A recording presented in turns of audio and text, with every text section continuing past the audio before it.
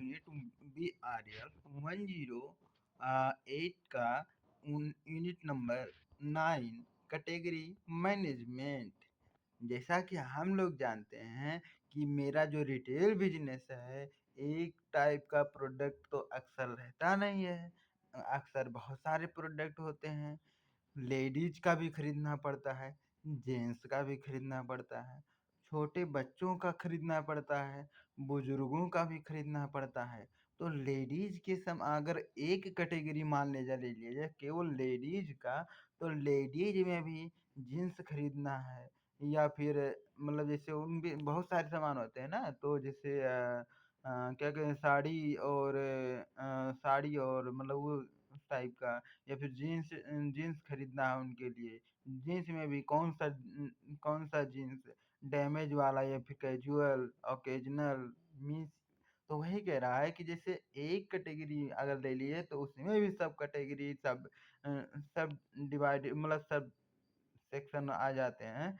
तो वही कह रहा है कैटेगरी मैनेजमेंट समझना बहुत ही ज़रूरी होता है एक बिज़नेसमैन के लिए। अपने बिज़नेस को अच्छे से अगर प्रॉफ़िटेबल में अनप्रॉफ़िटेबल में लाना चाहते हैं, तो आप कैटेगरी मैनेजमेंट तो आपके अंदर होना ही चाहिए, आपके खून में होना चाहिए कैटेगरी मैनेजमेंट स्किल। तो इसका कैटेगरी मैनेजर अगर आपको बनना है या फिर कैटेगरी मैनेजमेंट आपको अच्छे से करना अपने बिजनेस को अच्छे तरीके से, चाहे वह स्मॉल बिजनेस हो, चाहे कितने छोटा सा छोटा ऑर्गेनाइजेशन हो, चाहे बड़ा से बड़ा बिजनेस हो, सब में कैटेगरी मैनेजमेंट बहुत ही जरूरी होता है। तो इसलिए हम लोग आज समझेंगे category management. Okay. So now, introduction part. Category management had become the important concept in the current scenario. कह रहा है, you must be the witness that the small retailer must deal with the many different product with the many different characteristics, making the task further difficult the retailer। कह रहा है कि अगर मैं एक रिटेलर की बात कर लूं, एक छोटा रिटेलर डील करता है बहुत सारे प्रोडक्ट की, और हर प्रोडक्ट की अपनी एक कैरेक्टरिस्टिक्स होती है। हर एक प्रोडक्ट अपना एक प्रॉफिटेबिलिटी रखता है, अपनी एक कैपेसिटी रखता है, मतलब कितना वो प्रॉफिट जनरेट कर सकता है ना। तो वही कह रहा है कि बहुत सारे प्रोडक्ट होते हैं और बहुत सारे प्रोडक्ट की अलग अलग कैरेक्टरिस्टिक्स होती है, उनके काम भी अलग अलग होते हैं, उनका यूज भी अलग अलग होता है। इसलिए इनको समझना थोड़ा-सा कठिन बात है, हर प्रोडक्ट को समझना। कह रहा है retailer must handle the retail category at the many different level. कह रहा है इसलिए जो एक रिटेलर होता है, इसको अलग-अलग लेवल पे इसको कैटेगराइज़ कर देता है। जैसे प्रोडक्ट क्लास क्लास के बेसिस पे कि ये प्रीमियम क्लास का है, ये मीडियम क्लास का है, ये लोअर क्लास का है। प्रोडक्ट कैटेगरी के हिसाब से कि मतलब ये टेंजिबल प्रोडक्ट है, ये इनटेंजिबल प्रोडक्ट है, इस टाइप का। फिर कह रहा है सब सब प्रोडक्ट कैटेगरी आप उस प्रोडक्ट कैटेगरी में से भी सब कैटेगराइज कर देते हैं कि ये ले भाई तू कलूटा यहर, ई गोरहर यहर, ई पीला वहर, ई नीला यहर, है ना? तो इस प्रकार से फिर कह रहा है कि स्टाइल के हिसाब से, स्टाइल मीन्स कि उसकी शेप साइज के हिसाब से। फिर कह रहा है कि सब प्रोडक्ट कैटेगरी, हाँ ये तो हो गया। एसकेयू के हिसाब से, एसकेयू मतलब कौन सा नया नया माल अभी आया है, कौन सा पुराना माल अभी बचा है, इसके हिसाब से कैटेगराइज करता है। ब्रांड के हिसाब से मतलब कैटेगराइज करता है। जैसे गुची का हो गया तो उसका प्रीमियम में होगा, मतलब जैसे इस प्रकार से जो ब्रांड के हिसाब से भी करते हैं। कह रहे further the level of the strategy management, group level, country level, region level, finally individual store level.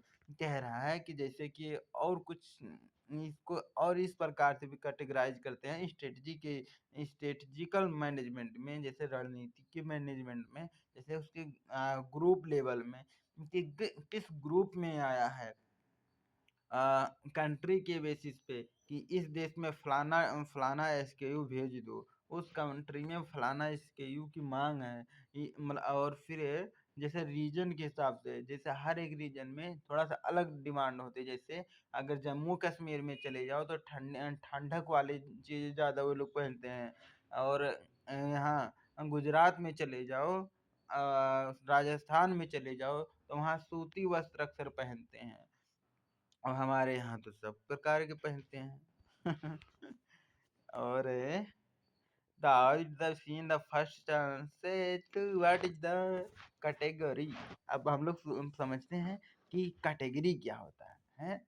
Category हम पढ़े हैं, मतलब जैसे चैप्टर का जैसे नाम ही है कि कैटेगरी मैनेजमेंट। तो मैनेजमेंट तो लगभग लगभग हम तो जानते हैं कि उस पे अपना कैसे कंट्रोल बनाए रखें, तो उसको तो समझ जाएंगे। बट कैटेगरी क्या होता है, इसको कैसे, मतलब इसको कैसे कैटेगराइज करेंगे, कैसे शॉर्ट लिस्ट तैयार करेंगे, कैसे मतलब डिवाइड करते हैं, कैसे डिवाइड करते हैं, पार्टेनिंग कैसे करते हैं, कैसे ग्रुप वाइज में बांटते हैं। फिर कह रहा है let us try and understand the category define. कह रहा है partitioning group has the define the category as the distinct manageable group of the product और the service consumer perceive to the interrelated or the substitutional in meeting the customer need। कह रहा है कि जब हम किसी पार्टिकुलर ग्रुप में उसको पार्टेनिंग करते हैं, पार्टेनिंग माने उसको बांटते हैं। either जिसका नाम होता है कैटेगरी। कैटेगरी क्या होता है, डिस्टिंक्ट मैनेजेबल ग्रुप। मतलब डिस्टिंक्ट मीन्स डिफरेंट डिफरेंट, अलग अलग मैनेजेबल ग्रुप में प्रोडक्ट हो चाहे सर्विस हो, कंज्यूमर को उनको परसीव करने के लिए, कस्टमर की नीड वांट को मीट कराने के लिए।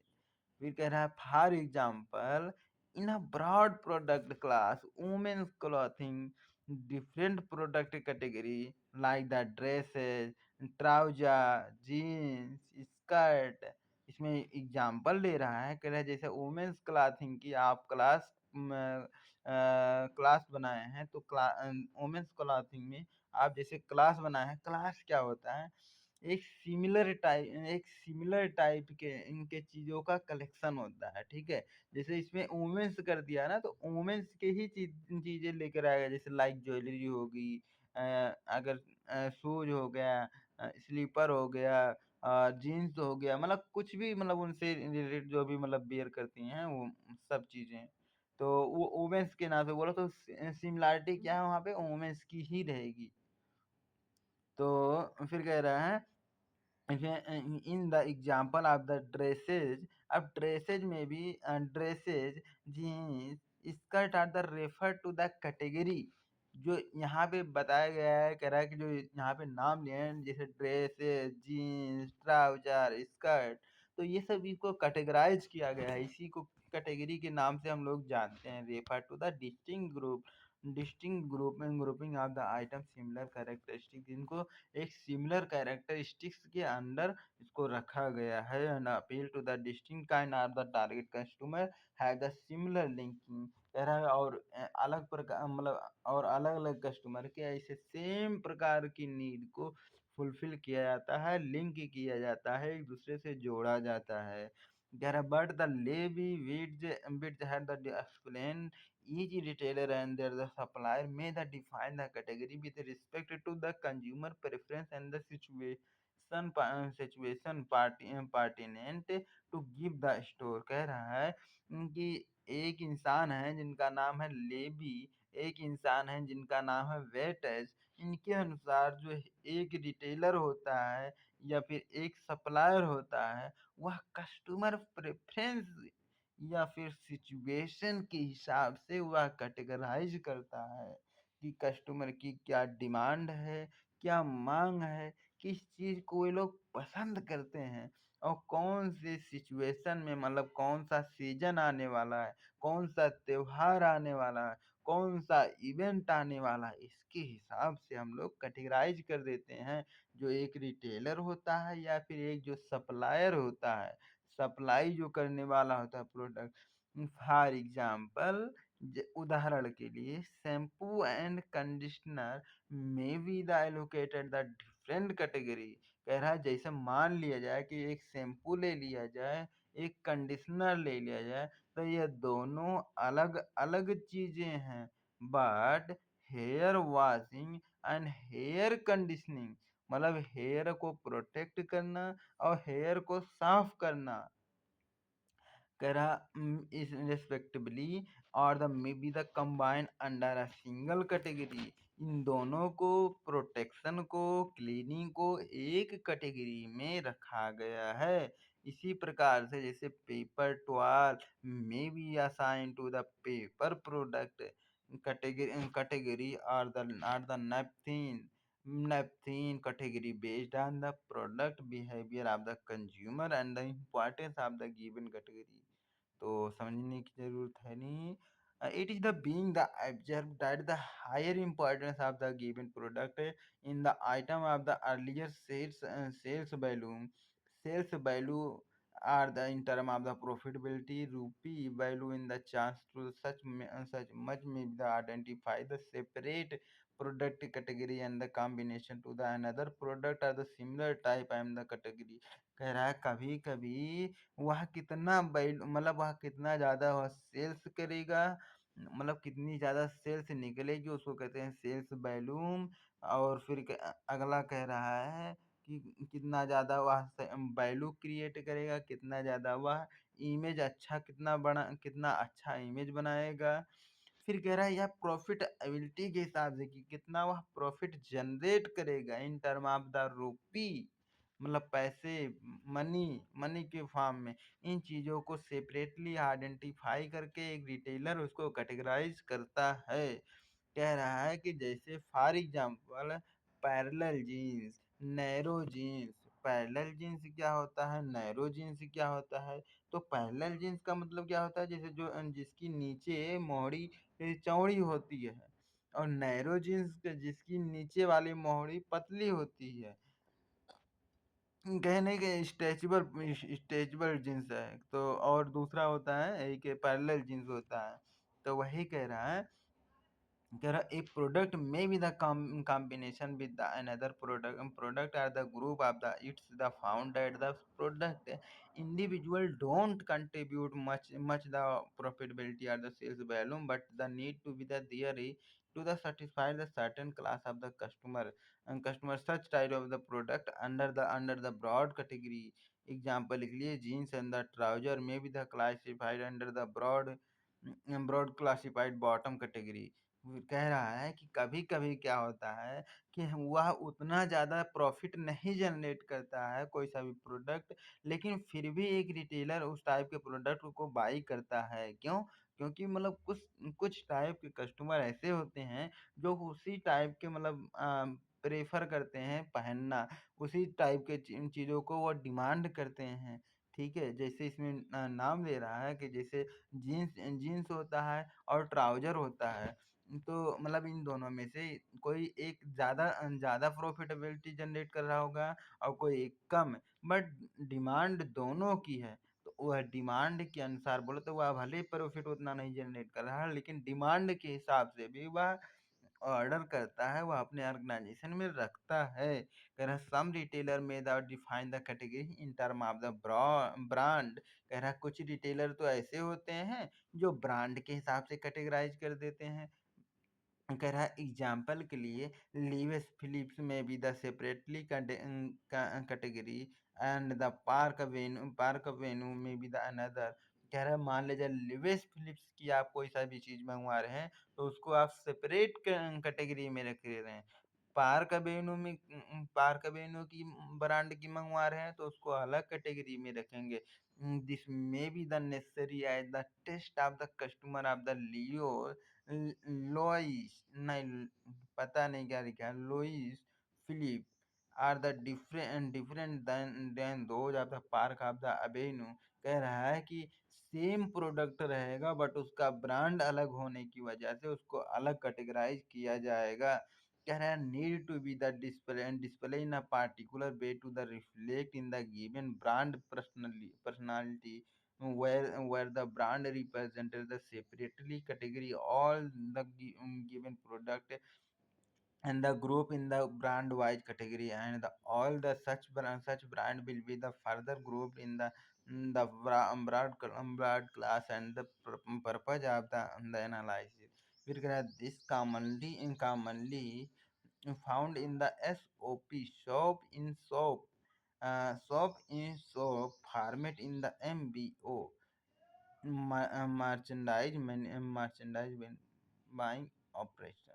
फिर कह रहा है कि where the product come under the category, for example, कह रहा है कभी कभी क्या होता है, ब्रांड अलग होने की वजह से उनको अलग कैटेगरी में रखते हैं, उनकी एक अलग क्लास बनाते हैं, कि एक ब्रांड के नाम से क्लास बना लिए, और उस ब्रांड के जितने भी प्रोडक्ट रहेंगे उसको अलग कैटेगरी में ही उसको शो अप करेंगे, अलग कैटेगरी में रखेंगे, जिससे कस्टमर को क्या है, ढूंढना ना पड़े बहुत ज़्यादा। जैसे वह चाहता है किसी पार्टिकुलर ब्रांड की प्रोडक्ट, तो एक अलग ब्रांड की अलग जगह रखा है, तो उसको ज़्यादा ढूंढने की ज़रूरत नहीं पड़ेगी, ठीक है। फिर कह रहा है, एग्जाम्पल ले रहा है, कह रहा है arrow, it is the arrow SOP in the MBO outlet consists of the item that like the formal shirt, trouser, tie, jacket, suit. Under the single category at the same name, you can these find the different item. कह रहा है कि मान ले जाए कि आपने एक ट्राउजर हो गया, ट्राउजर मतलब वैसे पैंट टाइप का होता है, जीन्स मतलब जीन्स तो नहीं होता है, जीन्स तो अलग ही होता है, मतलब जैसे पैंट टाइप क्या होता है, मतलब ऐसे। और टाई होता है, जैकेट होता है, सूट होता है, ये एक एक ब्रांड का हो गया। फिर अलग ब्रांड का अगर टाई हो गया, सूट हो गया, जैकेट हो गया, तो उसको अलग कैटेगरी में रखेंगे, बस कह रहा है और कुछ नहीं। फिर कह रहा है this concept of the category management, कह रहा है मतलब कॉन्सेप्ट क्या है, अभिधारणा कहाँ है, या यह शुरुआत कहाँ से हुआ कैटेगरी मैनेजमेंट का, इसका इनिशियल पॉइंट क्या है, इसकी ज़रूरत क्या है, ठीक है, इस चीज़ को हम लोग समझेंगे। कह रहे हैं category management has for the longest time remain hidden in the realm of the product management. Consider that the later concept has been the used more commonly, especially in context of the manufacturing and the marketing FMCG company, where the responsibility rests the product collectively and the manager. कह रहा है कि मतलब जो इसका category management का प्रयोग होता है, यह लंबे समय से, बहुत पुराने समय से ही इसका यूज में आता जा रहा है, ठीक है। जैसे और इसका इस कॉन्सेप्ट का मतलब ज़्यादातर प्रयोग कहाँ पे होता है, मैन्युफैक्चरिंग इंडस्ट्री में, मार्केटिंग में, मार्केटिंग में, फूड मतलब फूड से रिलेटेड जो एफएमसीजी है, उसमें उस टाइप की कंपनियां में, जैसे मतलब जो खाने पीने की वस्तु वाले जो कंपनियां हैं, उस टाइप के पैकेजिंग पैकेजिंग हो चाहे नॉन पैकेजिंग हो, उस टाइप की जो कंपनियां हैं, इसका प्रयोग लंबे समय से करती हैं, ठीक है। कर रिस्पॉन्सिबिलिटी रेस्ट। फिर कह रहा प्रोडक्ट मैनेजर, जो एक प्रोडक्ट मैनेजर होता है, अगर आपको प्रोडक्ट मैनेजर बनना है, तो आपको इस चीज को समझना बहुत ही जरूरी होता है।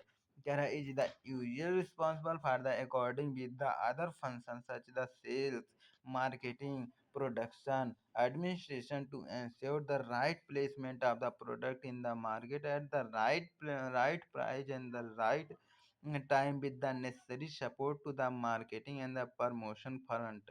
कह रहा है कि जब एक जो प्रोडक्ट मैनेजर होता है, उस वह इसके लिए जिम्मेदार होता है कि सही टाइप का प्रोडक्ट सही समय पे, सही जगह पे जब वह प्लेस्ड होता है, वहाँ पे रखा हुआ होता है, तो वह किसमें हेल्प करता है, सेल्स बढ़ती है, मार्केटिंग अच्छे से हो पाती है, प्रोडक्शन अच्छे प्रकार से हो पाता है, ज़्यादा ज़्यादा प्रोडक्शन हो पाता है। मान लीजिए आपने रॉ मटेरियल सही समय पे नहीं मंगवाया, सही जगह पे नहीं रखा है, बार-बार वहाँ से वहाँ प्रोक्योर करने में उसको टाइम ज़्यादा लग रहा है, फिर कॉस्ट ज़्यादा लग रहा है।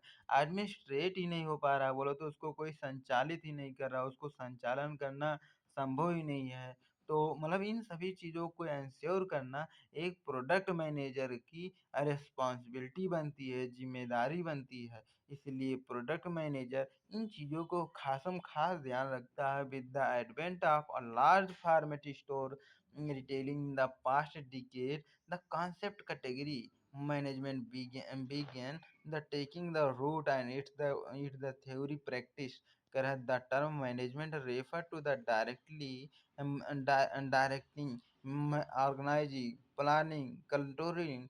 These are the function of the management.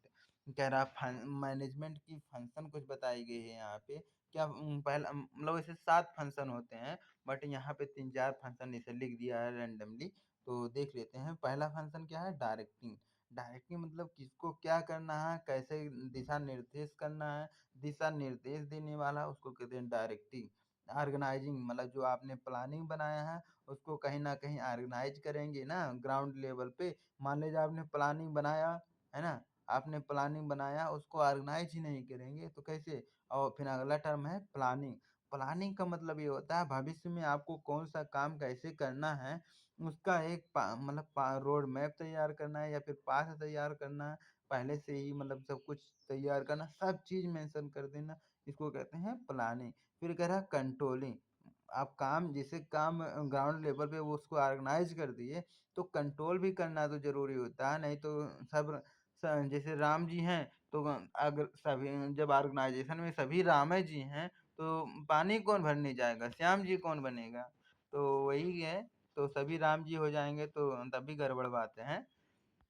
तो फिर कह रहा है लेट अस द डिस्कस।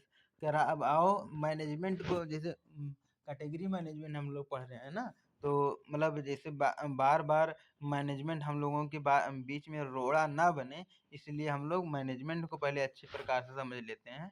फिर कैटेगरी ऊपर भी हम लोग डिस्कस कर लिए, नीचे भी डिस्कस करेंगे। फिर कह रहा है तो मैनेजमेंट क्या होता है? पहला चीज़ प्लान बनाते हैं, ठीक है? प्लान क्या होता है? Refer to the plan category based on the demography of the customer of the store. A right category of the product will help the retailer to the consumer to the customer and finally lead to the increase the sales. कह रहा है कि अगर आप सही प्रकार का मतलब प्रोडक्ट की कैटेगरी का प्लान बनाते हैं, किसके हिसाब से कि ज़्यादातर डेमोग्राफी माने जनसंख्या कि ज़्यादातर जो कस्टमर किस प्रोडक्ट की डिमांड कर रही है, उसकी नीड क्या है? क्योंकि अगर सही कैटेगरी में आप प्रोडक्ट अपने ऑर्गेनाइज़ेशन में रखेंगे, तो यह इंक्रीज़ करता है आपके सेल्स को, ठीक है?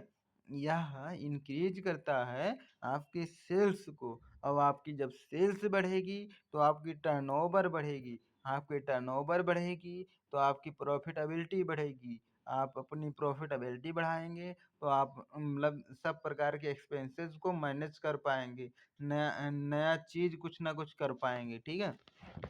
अब होता है जैसे प्लानिंग बन गई, तो अगला टर्म क्या है? ऑर्गेनाइज़ करना, उसको कहीं न कहीं मतलब जहाँ जिस लिए बनाए थे, तो उसको आप ऑर्गेनाइज़ करेंगे ना, बोले तो उसको आप फॉलो करेंगे ना, जिसको कहते हैं। A retailer must ensure that the different product category is the available at the given point of the time.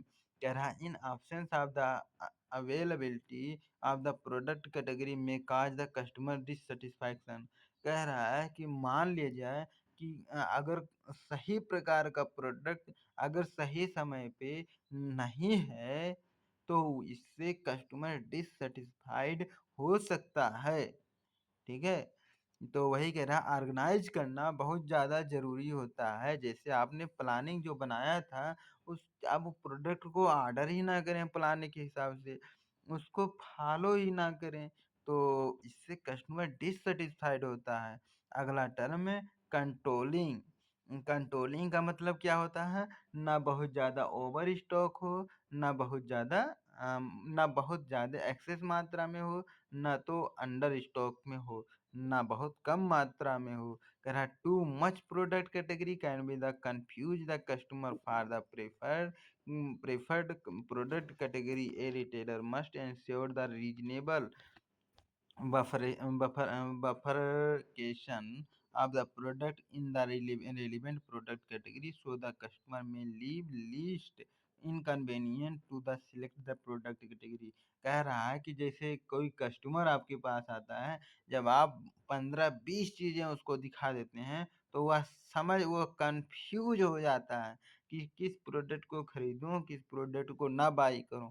But जैसे अब नंबर ऑफ अल्टरनेटिव कम रहेंगे, 4-5 कैटेगरी आप दिखाएँगे तो उसमें से वह कुछ ना कुछ सिलेक्ट कर लेगा। तो इसलिए जब एक्सेस मात्रा में प्रोडक्ट होती है, तो वह भी कस्टमर को कन्फ्यूज़ कर देती है। अगला होता है मतलब क्या कहते हैं कंट्रोलिंग हो गया, डायरेक्टिंग होता है। तो डायरेक्टिंग का मतलब ये होता है दिशा निर्देश करना। जैसे कोई प्रोडक्ट अगर डैमेज हो गया है, कोई प्रोडक्ट अगर बहुत दिनों से वैसे पड़ा हुआ है, कोई प्रोडक्ट नहीं सेल हो रही है, तो वह एक्स्ट्रा सेल्स एफर्ट लगाया जाता है, एक्स्ट्रा प्रमोशन दिया जाता है, उसको कम प्राइस में ही सेल कर देते हैं या फिर उसको वापस करा देते हैं, रिप्लेनिशमेंट करा देते हैं। There are the many definition of the category management, some of the which need to the closer look in order to understand the concept clearly.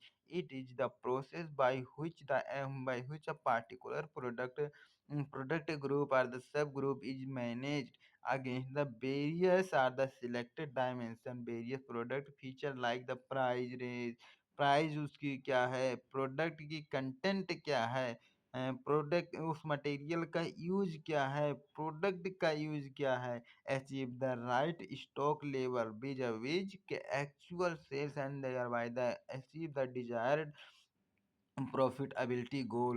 कह रहा है category management especially essential a retailer concept in which the total range of the product sold by a retailer is the broken down in the discrete group।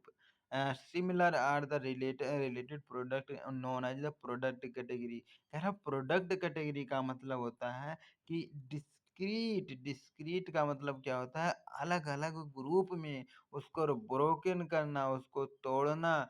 एक retailer जो होता है by का sold करने के लिए, बेचने के लिए इस प्रकार के टोटल रेंज को छोटे छोटे पार्ट में वह तोड़ देता है, अलग अलग कैटेगरी में वह डिवाइड कर देता है, इसी का नाम होता है प्रोडक्ट कैटेगरी। कह रहा है फॉर एग्जाम्पल जैसे कि ग्रोसरी से रिलेटेड होता है, ग्रोसरी मीन्स घरेलू से रिलेटेड जो चीजें होती है जैसे ग्रेन्स, सोप, डिटर्जेंट, ऑयल, घी, टूथपेस्ट। ग्रेन मीन्स अनाज, अनाज मीन्स जैसे कि आप गेहूं ले लें, आटा ले लें, दाल ले लें, मतलब इस टाइप का। सोप हो गया, साबुन हो गया, साबुन जैसे विदिशा, लाइबो, डिटॉल, डिटर्जेंट हो गया। डिटर्जेंट में भी वही क्या कहते हैं, कपड़ा धुलने वाला साबुन हो गया। उसमें भी बहुत सारे आते हैं। कह रहा है ऑयल हो गया जैसे फार्चून हो गया, मुथूट हो गया, अ, अ, मुथूट हो गया, चक्र हो गया। तो इस प्रकार का। फिर कह रहा है घी, घी जैसे पतंजलि का घी हो गया। टूथपेस्ट जैसे कि अभी कोई क्लोजअप करता है तो कोई क्या कहते हैं, अरे टूथपेस्ट क्या नाम है उस कोलगेट का नाम। तो वही कह रहा कि कोई हर प्रकार का। कर for and apparel seller the major category would be the men apparel, women's apparel, kid apparel. कह रहा है कि अगर सेलर के हिसाब से वह कैटेगराइज करता है तो जैसे मेंस अपैरल, मतलब मेंस की क्या कहते हैं यार मेंस माने क्या होता है, हाँ, जेंट्स की अपैरल, अपैरल मीन्स कि कपड़े लत्ते हो गए हैं। Women's apparel, kids apparel, kids means बच्चों का, वुमेन्स मीन्स मतलब लेडीज का। These category can be the further broken in the subcategory per consumer buying. इसको कैटेगराइज भी किए कि मतलब men's apparel, women's apparel, kids apparel. अब इसको सब कैटेगराइज कर रहे हैं कि कस्टमर बाइंग ट्रेंड के हिसाब से, उसकी ग्रुपिंग के हिसाब से कुछ फीचर और कुछ डायमेंशन को लेकर के, ठीक है? An idea to run the category like the mini business, चाहे वह छोटा बिज़नेस हो, can be the set in the turnover and the profitability target and the strategy, कि हम उस टारगेट को पूरा कर पाएँ, उस ऐसे रणनीति लेकर आते हैं कि उस टर्नओवर बढ़ा सकें, प्रॉफिटेबिलिटी बढ़ा सकें। And the important facet of the category management is the shift in the relationship between the retailer and the supplier। कह रहा है कि instead of the traditional advertising relationship, the relationship move one collaboration exchange of the information and the data and the joint business building. कह रहा है कभी-कभी क्या होता है कि हम लोग इन चीज़ों को अचीव करवाने के लिए, मान लीजिए आप भी रिटेलर हैं, कोई और रिटेलर है, तो उनसे हम लोग जॉइंट बिज़नेस कर लेते हैं। मतलब जैसे कोई प्रोडक्ट की ऑर्डर करना है, तो उसको भी बोल देते हैं कि भैया आपके पास ये अगर कमी हो, तो हम दोनों एक साथ मँगवा लेते हैं। तो जैसे दोनों दोनों का मतलब क्या होता है कि जैसे मान लें अगर 4-5 रिटेलर एक साथ प्रोडक्ट मँगाते हैं, तो ज़्यादा मात्रा में प्रोडक्ट आएगा। तो जब ज़्यादा मात्रा में आप प्रोडक्ट को खरीदेंगे, तो वही सेम प्रोडक्ट आपको सस्ते में मिल जाएगा। मैन्युफैक्चरर आपको सस्ते आप डायरेक्ट मैन्युफैक्चरर से खरीद सकते हैं, जिससे उसकी कॉस्टिंग कम लगती है, जिससे आपका प्रॉफिटेबिलिटी इंक्रीज़ होता है। फिर कह रहा है कि the focus of the on all the planning discussion is the central in achieving the higher turnover of the total category and not just the sales of the individual product there supplier are the expected to suggest the only product idea or the promotion which will the ultimately beneficial concern the category and the shopper of the sale। कह रहा है कि यह हमेशा यह सोचता है, ऐसे आइडिया को लेकर आता है, ऐसे प्रमोशन करवाता है, जिससे शॉपर्स मीन्स खरीदार ज़्यादा ज़्यादा कैटेगरी में खरीदे, ज़्यादा चीज़ों को परचेज करे। कह रहा है quite simply category management involve the organizing and the managing promotion. कह रहा है कि इसको हम अगर आसान सीधी-सीधी शब्दों में ऐसा मतलब कहते नहीं कि बात बहुत सीधी-सी है कि इसको मतलब 2 मतलब कुछ चीज़ें होती हैं इसको इन्वॉल्व किया जाता है, शामिल किया जाता है। जैसे लाइक ऑर्गेनाइज़ प्रमोशन को ऑर्गेनाइज़ करना और उसको मैनेज करना, प्रमोशन को मैनेज करना, मर्चेंडाइजिंग करना, डिस्ट्रीब्यूशन एक्टिविटी पर ध्यान देना कि कैसे कंज्यूमर के व्यू मतलब उस पर कस्टमर के व्यू क्या है, कस्टमर के किस तरीके से प्रोडक्ट को वह बाई करता है। फिर कह रहा another definition of the category management is the distribution and the distributor and the supplier process of the managing the category as a strategical business unit production enhancement business retailer by the focusing on the delivering the consumer value। कह रहा है वहीं अगर same term में अगर ये कहा जाए कि जो डिस्ट्रीब्यूटर होता है, सप्लायर होता है, तो यह किसको देता है? अपना प्रोडक्ट रिटेलर को देता है या फिर एक बिजनेसमैन को देता है। तो इसकी यह स्ट्रेटजी होती है, इसकी यह रणनीति होती है कि कैसे वह किस टाइप के प्रोडक्ट को रिटेलर को दें, जिससे कस्टमर में उसका इमेज बना रहे। कस्टमर जब डिमांड करेगा, तो वही प्रोडक्ट रिटेलर ऑर्डर करेगा। इसलिए ये किसकी रणनीति होती है? सप्लायर या फिर डिस्ट्रीब्यूटर की। फिर कह रहा है कि कैटेगरी मैनेजमेंट है the emerge as a strategy to add the retailer in the successful competing in the each category enhance the shoppers loyalty and the profitability। जब इस प्रकार से एक रिटेलर काम करता है, तो उसकी लॉयल्टी कस्टमर से में और बढ़ जाती है। कह रहा as cornerstone of the efficiency consumer response efficiency efficient consumer response initiative। category management is the design to help the retailer with the right mix of the product। कह रहा है जब कस्टमर अपनी इफ़िशियंसी दिखाने लगता है तो जब कस्टमर किसी पार्टिकुलर चीज़ पे ज़्यादा रिस्पॉन्स करता है, ज़्यादा परचेज़ करता है, उस पे अपना ना कंसर्न दिखाता है, तो किसी भी प्रोडक्ट में तो आप ऐसा समझ लेते हैं कि हाँ, मतलब इस बार आपकी प्रोडक्ट सही प्रकार का प्रोडक्ट आया हुआ है और अगली बार भी उस प्रोडक्ट को ज़रूर ऑर्डर करना है। तो इससे आपको सही समय पे, सही सही प्राइस पे उसको जब आप सही समय पे, सही प्राइस पे, सही प्रमोशन करते हैं, सही स्थान पे, तो ये चीज़ें हो जाती हैं मतलब कहते हैं कि राइट मिक्स क्या होता है 5 चीज़ें होती हैं right price, right promotion, right time, right place, right product. तो अगला होता है as in the understood from the above definition. कह रहा है एबव डिफिनेशन में जो अभी हम लोगों ने डिस्कस अभी तक कर लिया, one need to be the clear about the dimension on which the category need to be the analyse to understand sales trend of the category against a particular dimension, thereby the help the category manager in the managing the category as per the desired profitability target are the category management goal।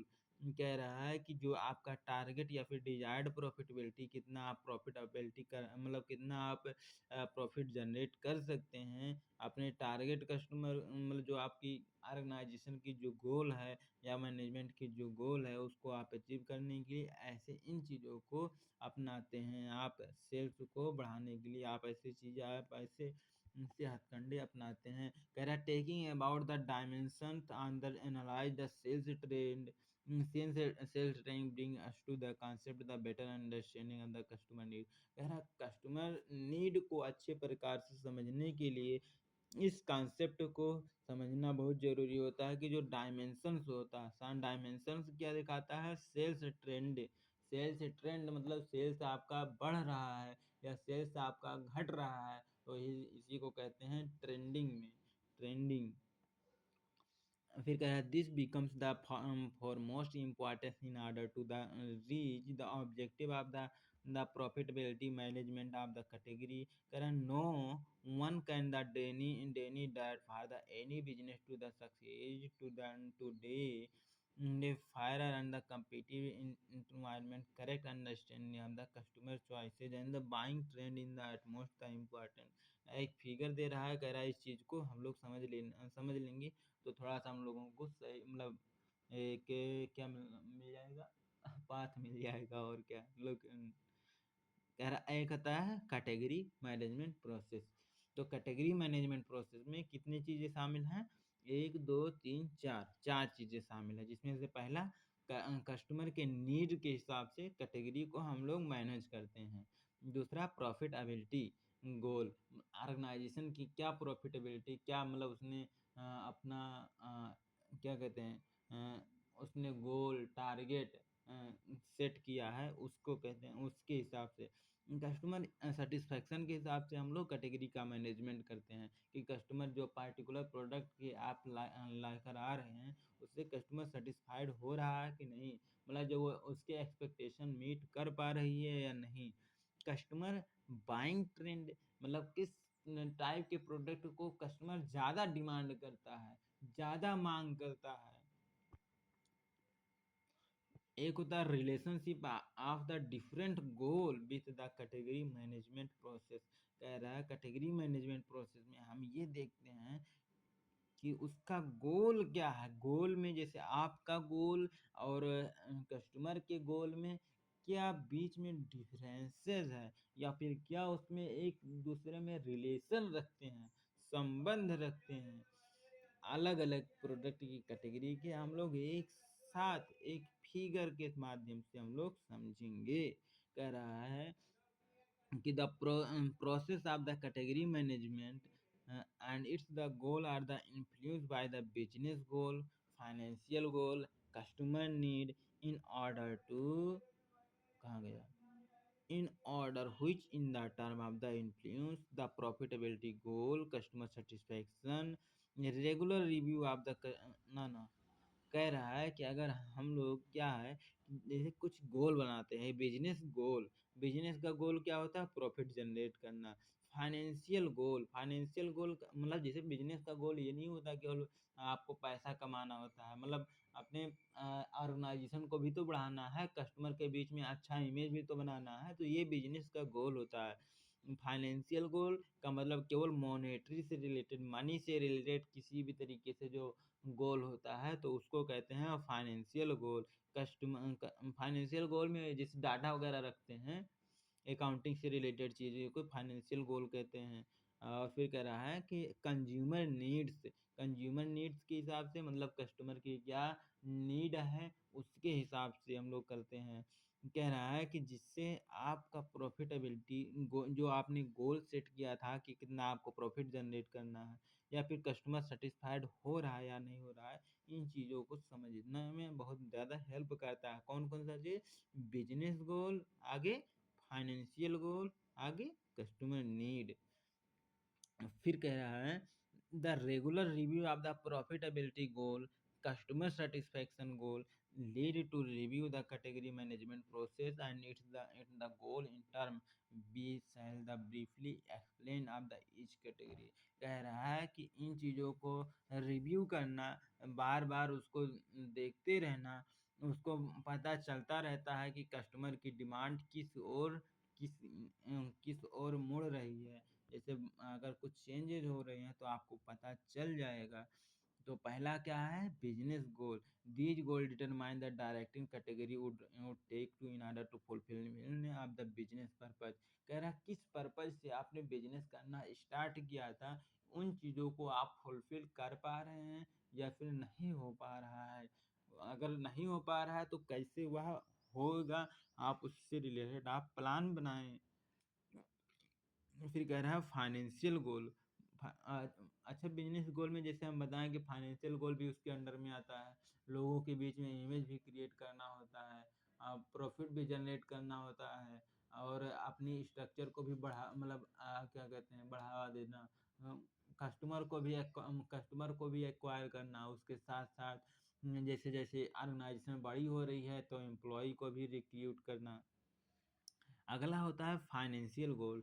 Financial goal का मतलब क्या होता है? Account से related या monetary से related, पैसे से रिलेटेड, पैसा कहाँ कहाँ पे खपत हो रहा है आपका, जैसे सेल्स मार्केट मतलब मार्केटिंग में, एडवर्टाइजिंग में, एम्प्लॉयों को सैलरी देने में, बिजली बिल देने में, टैक्स को पे करने में, मतलब जितने भी एक्सपेंसेज हो है उनको उनका गोल अचीव हो पा रहा है या नहीं हो पा रहा है। कह रहा based on the business goal के आधार पे company determine the financial goal it to like to the itself in order to be the satisfied stakeholder interest like the shareholder, investor, employee employee vendor. कह रहा है vendor को आपको कितना पैसा देना है, वेंडर मीन्स जो जिससे आप बार बार मंगवा रहे हैं। एम्प्लॉय को आपको मतलब कितना सैलरी देना है, टोटल कितना सैलरी देना है, जो जितने भी एम्प्लॉय काम कर रहे हैं। इन्वेस्टर या शेयर होल्डर को कितना प्रॉफिट देना है, कितना जो आपने लोन लिया है उसका इंटरेस्ट भी पे करना है। स्टेक होल्डर मतलब जो उससे के ओनर और लोग हैं, जो लोग और भी पैसा मतलब आपके ऑर्गेनाइजेशन में लगाए हैं, और जो आपने मतलब बैंक वगैरह से लोन लिया है तो उसका भी इंटरेस्ट पे करना है। तो इन चीज़ों को कहते हैं मतलब फाइनेंशियल गोल। फिर कह रहा है product category done with sales. हाँ, हो गया। फिर कह रहा है एक होता है, अगला होता है कस्टमर नीड। कह रहा है in fact the primary goal of the every retailer based on the business and the financial goal decide the need of the consumer it to try the satisfied. कह रहा है प्राइमरी गोल क्या होता है? Business गोल होता है, फाइनेंशियल गोल होता है, बट इसमें यह भी डिसाइड किया जाता है इससे कस्टमर भी सेटिस्फाइड रहे। अगर कस्टमर सेटिस्फाइड रहेगा तो वो दोनों नीड अपने आप फुलफिल होगा, क्योंकि वह रिपीट परचेज करेगा। फिर कह रहा है something it to be the another round whereby the company may the first decide and what type of the customer need it, and should be the satisfied the market survey and the decide the business goal the suit in the long term interest both the financial and the business wise। कह रहा है कि चाहे वह business गोल को achieve करना हो चाहे वह फाइनेंशियल गोल को अचीव करना है लॉन्ग टर्म के लिए, सबसे पहले ये देखते हैं कि आपके कस्टमर की नीड क्या है, किसके किसके आधार पर, मार्केट सर्वे के आधार पे, ठीक है। फिर यह डिसाइड करते हैं कि आपने बिजनेस क्यों स्टार्ट किया था, फिर उसके हिसाब से आप लॉन्ग टर्म गोल सेट करते हैं कि कितना आपको इंटरेस्ट पे होगा। फिर कह रहा है प्रॉफिटेबिलिटी गोल, कंज्यूमर सेटिस्फेक्शन लेवल क्या होता है। प्रॉफिटेबिलिटी गोल मतलब कि आप कितना प्रॉफिट जनरेट करना चाहते हैं, मतलब आपका जो आपने सेट किया था प्लानिंग में उतना हुआ कि अचीव या नहीं हुआ।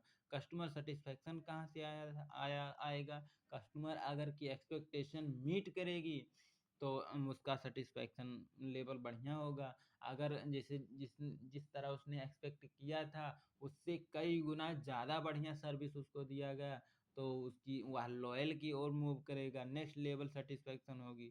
अगर जैसा उसने एक्सपेक्ट किया था उस तरह नहीं मिल रहा है, जिस तरह आपने कमिटमेंट किया था उस तरह नहीं, मतलब उसको को नहीं मीट हो पा रही है तो वह डिससेटिस्फाइड होगा, low level of the dissatisfaction होगा।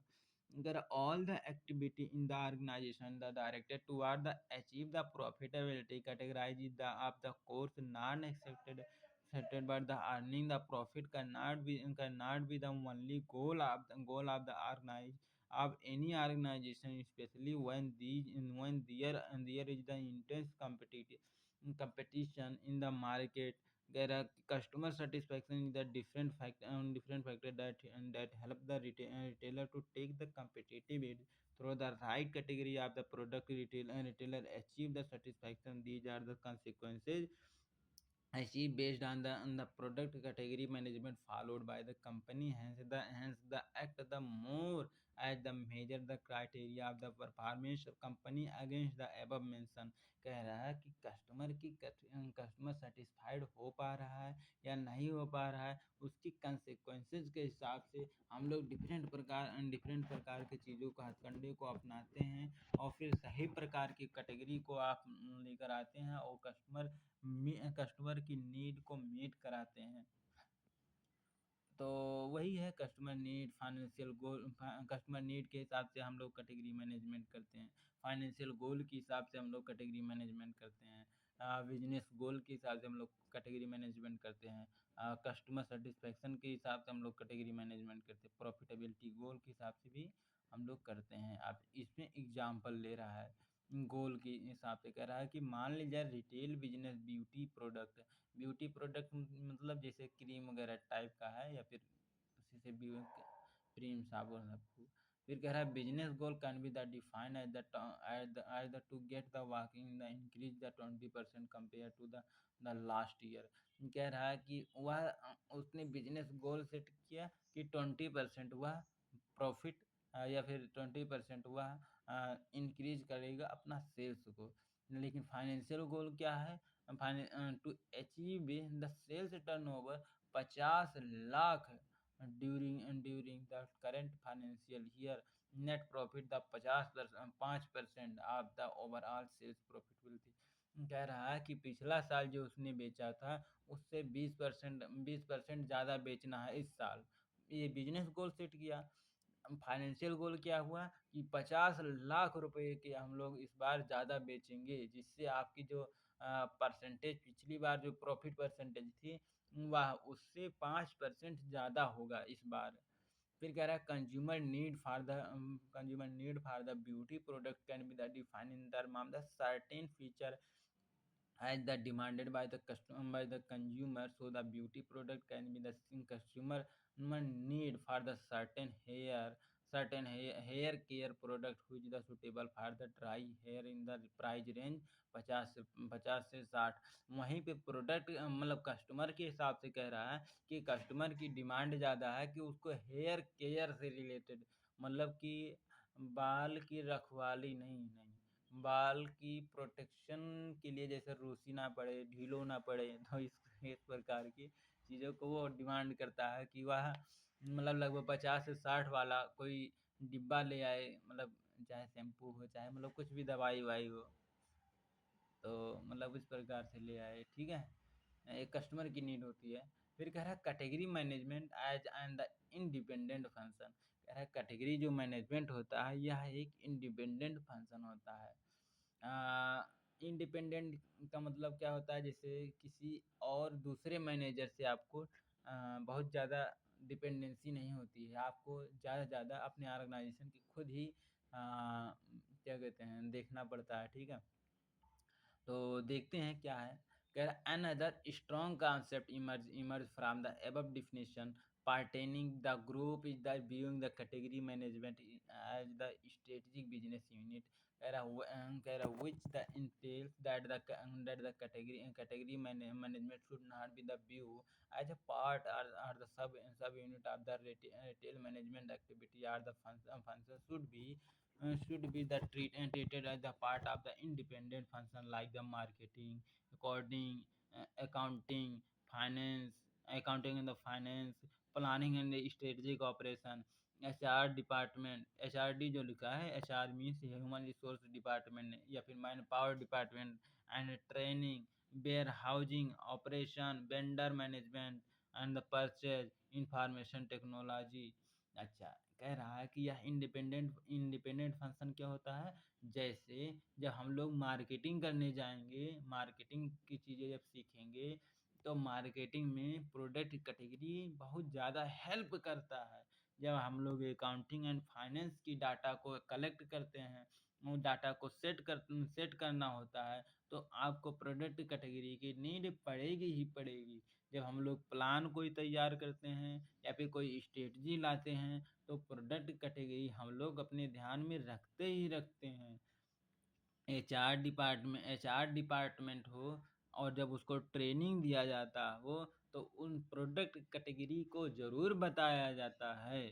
फिर कह रहा है वेयर हाउजिंग ऑपरेशन की मतलब जैसे प्रोडक्ट कैटेगरी के बारे में बताया जाएगा कि कैसे उसको वेयर हाउजिंग करना है, कैसे उसको सेफ जगह रखना है, वहाँ से वहाँ तक कैसे शिफ्ट करना है। फिर ये होता है वेयर हाउजिंग।